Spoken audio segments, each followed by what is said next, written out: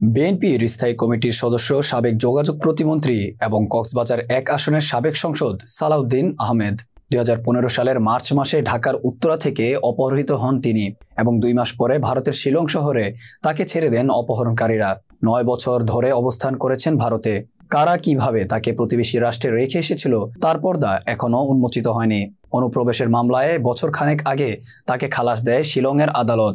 একই সঙ্গে তাকে বাংলাদেশে ফেরত পাঠানোর নির্দেশও দেওয়া হলেও এখনও তার দেশে ফেরা হয়নি। কারণ হিসেবে বলা হচ্ছে, এ ধরনের ঘটনায় কাউকে ফেরত পাঠাতে ভারতের কেন্দ্রীয় সরকারের ক্লিয়ারেন্স প্রয়োজন হয়।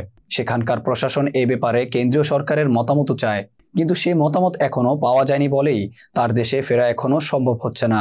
সালাউদ্দিন আহমেদের আইনজীবী জানান, তার কাছে স্বাভাবিকভাবেই বৈধ কোনো পাসপোর্ট ছিল না। পরে গুয়াহাটিতে বাংলাদেশ সহকারী হাইকমিশন থেকে তাকে ট্রাভেল পাস দেওয়া হয়। এটি ব্যবহার করে তিনি মেঘালয়ের বাইরে যান, দিল্লিতে চিকিৎসাও নেন, কিন্তু এটি দিয়ে তাকে ভারতের বর্ডার অতিক্রম করতে দেবে না।